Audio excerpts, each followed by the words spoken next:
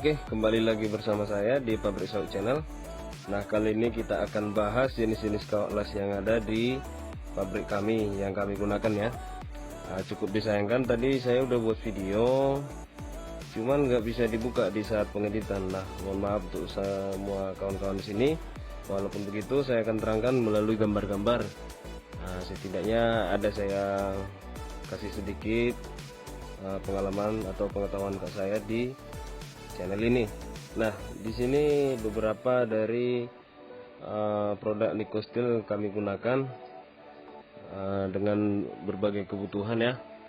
Tapi ada juga yang kami gunakan dari produk Nova untuk hardening atau hard face gitu. Seperti contohnya untuk screw.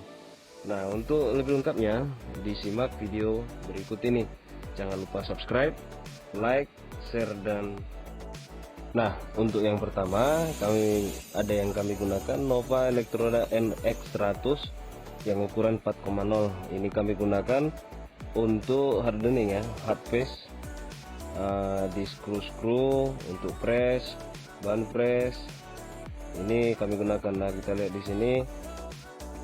Nah, dari manual booknya NX100 ini dibuat secara khusus untuk menahan gesekan berat dan kausan antara logam dengan logam, mampu mempertahankan kekerasan pada temperatur tinggi, mudah digunakan pada semua posisi, daya tutup yang luar biasa sampai 190%, sangat baik untuk pengelasan 2 lapis, menghasilkan ulir yang teratur dan halus. Nah, masuk untuk yang nomor 2. Di sini kami menggunakan NH88 dari Nova juga. Nah, ini dibuat untuk ketahanan terhadap benturan namun tetap kuat menahan gesekan. Nah, ini biasanya kami gunakan untuk lapisan pertama di NX100. Nah, akan mengeras secara otomatis setelah mendapat benturan. 2. Hasil las dengan susunan mertensit yang membuat hasil las cukup keras namun tetap OLED, cocok untuk AC atau DC, hemat listrik dengan ampere rendah namun penetrasi tetap dalam. Nah, jadi biasanya ini kami gunakan di saat untuk hard face juga ya, hard face juga. Jadi inilah dasarnya gitu. Nah, untuk yang ketiga di sini kami ada gunakan NS8833.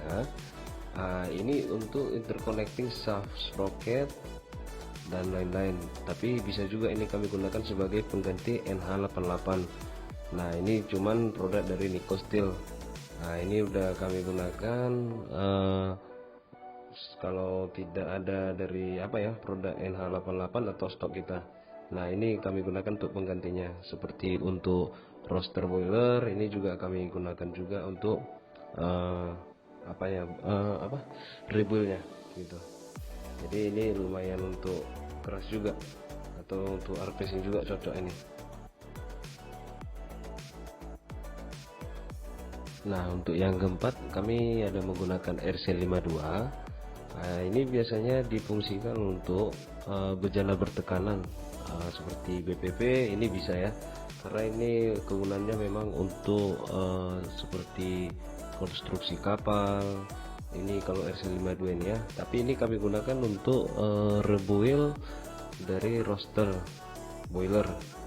Nah, karena dia lumayan untuk bergesekan juga, sangat tahan juga untuk menahan gesekan.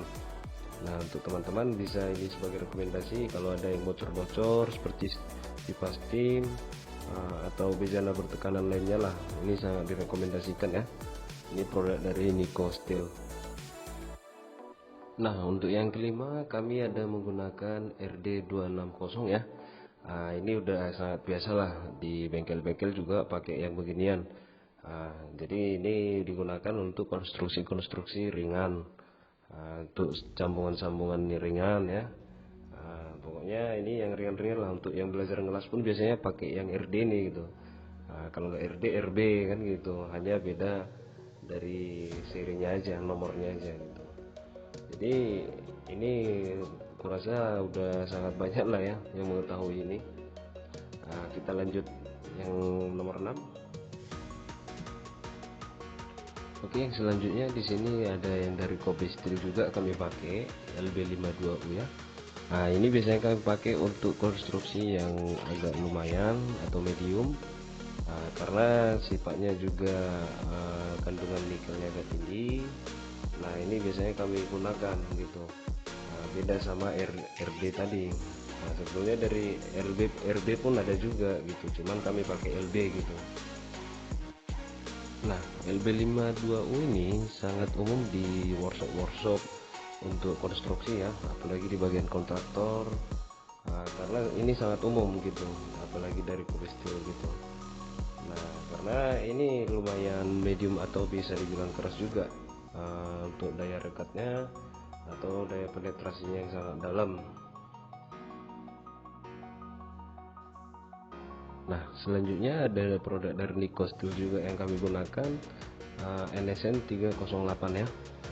NSN 308 ini biasanya untuk pengerjaan antara stainless steel ya, stainless steel murni gitu, jadi tanpa campuran. Nah, ini sangat bagus dan sangat umum juga digunakan di workshop maupun di workshop pabrik perusahaan lainnya gitu. Jadi sering ini digunakan sebagai untuk pelapis atau penyambungan yang berbahan stainless steel full.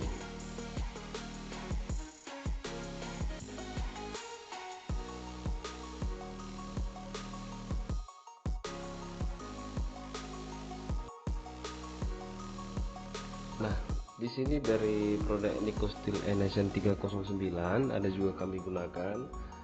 Kalau dari segi fisiknya tidak jauh beda dengan NSN 308 ya. Cuman untuk fungsinya, kalau NSN 309 ini ada digunakan untuk penyambungan antara stainless steel dengan baja karbon.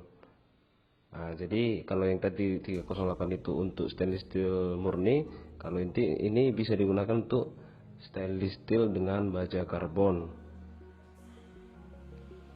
Nah, biasanya ini kalau dilihat tidak ada perbedaan ya, hanya ada nomornya aja, NSN 309, E30916. Begitu juga dengan NSN 308, E30816. Hanya itu aja perbedaannya. Dari segi fisik pun nggak ada perbedaan. Jadi hanya perbedaan dari kawat dalamnya aja. Oke teman-teman, sekian tadi penjelasan saya yang secara singkat untuk jenis-jenis kawat las yang kami gunakan di pabrik kami. Nah, untuk nanti saya mohon maaf ya, karena tidak bisa begitu detail saya jelaskan karena masalah teknis tadi. Sebetulnya masalah pengeditan tadi sudah saya siapkan, cuman videonya blank semua teman-teman. Jadi mungkin di lain waktu saya akan buat lagi untuk review penjelasan dari beberapa kawat las ini semua ya teman-teman ya, kawat las ini semua. Jadi saya kecewa karena tadi pas mau edit tidak ada videonya bisa dibuka. Nah, untuk itu tetap dukungannya teman-teman, jangan lupa like, share dan subscribe channel ini ya, supaya saya lebih rajin untuk buat tutorial atau review-review lainnya. Nah, sekali lagi saya ucapkan mohon maaf. Walaupun begitu apa adanya video ini, ya dicermati sedikit banyaknya ilmu yang kita dapat. Oke, sampai jumpa di video berikutnya. Nah.